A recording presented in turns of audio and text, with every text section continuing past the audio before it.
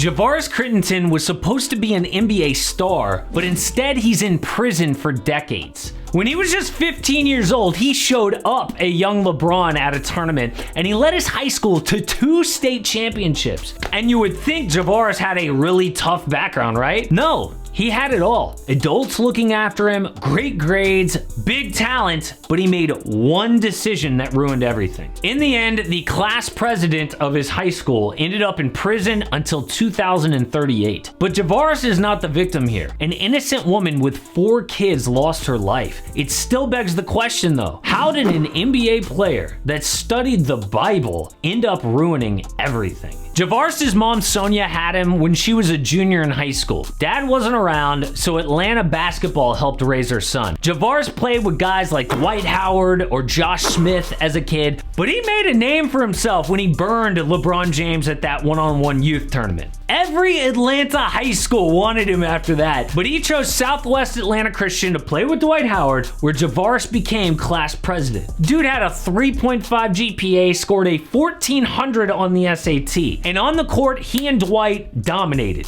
Javaris took over the state championship game as a sophomore before Dwight left for the NBA. As a senior, Javaris averaged 29 points, 9 assists, and 7 boards with another state chip.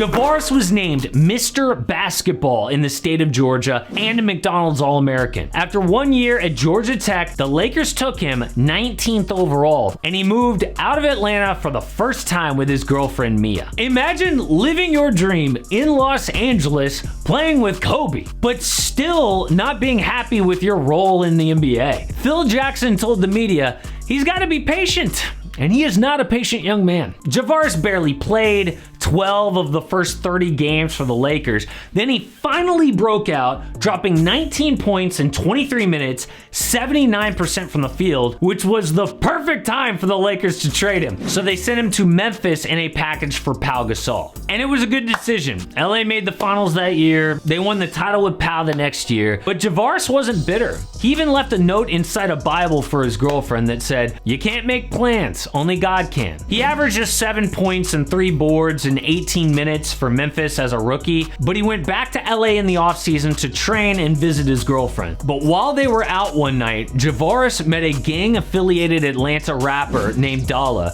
and they became friends. They kept in touch, but Javaris went back to Memphis where the Grizzlies had already traded him to the Wizards. And yeah, getting traded sucks, but his life actually changed on one Wizards flight back from a road trip playing the Suns. Gilbert Arenas was making fun of Javaris for losing $1,000 in a card game, and Gilbert said he would, quote, shoot Javaris in the face for some reason. So Javaris threatened back, "Oh yeah, I'll shoot you in your knee and ruin your career." Well, Gilbert didn't think that was very nice, so he brought 4 unloaded guns to the locker room with a sign that just said, "Pick one."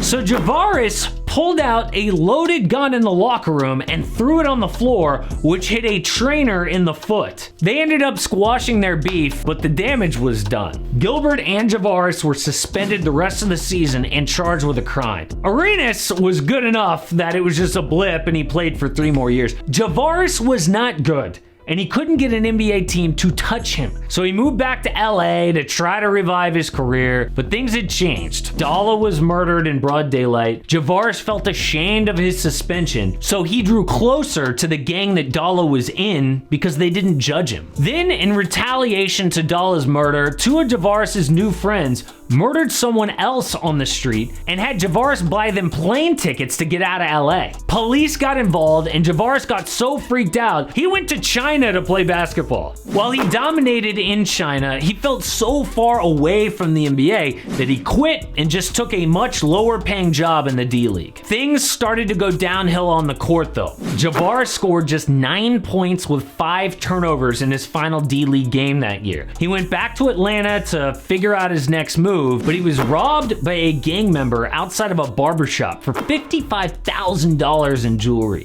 And that really hurt because Javaris had no money coming in at this time, was almost broke. So Javaris and his brother decided to get revenge. They rented a car and found the man that had robbed them walking around one Saturday night. He was walking with a woman who we now know had 4 kids. And when Javaris pointed the barrel of a gun outside that car window, the gang member used that woman as a human shield, and she was hit in the thigh, which severed an artery.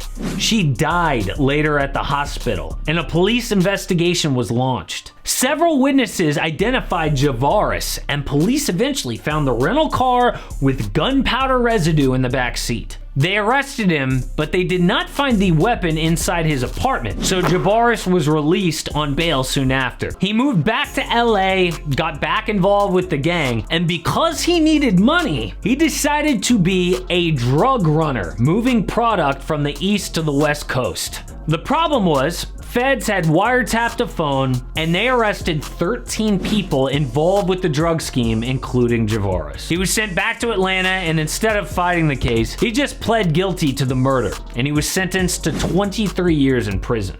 Now, doing research for this story, I read that Javaris joined the gang because he needed protection as a Laker. I think that's totally untrue. He joined them when he went back to LA after already being traded to the Grizzlies because he made friends at that nightclub. He didn't join a gang when he was a rookie as a Laker. He did, though, start carrying a gun after getting robbed as a rookie, and that is why he had one during the locker room incident with Gilbert Arenas. And Arenas actually says he still talks to Javaris on the phone all the time, and they talk about basketball. Javaris wants to know, how is Steph Curry playing and who is competing for the title? But Arenas says Javaris is actually a good dude who just got caught up in the wrong scene and got unlucky to be suspended. Commissioner David Stern came down super hard on them because the NBA had an image problem in the 2000s. I mean, after the Malice in the Palace, the last thing they needed was a gun incident in the locker room.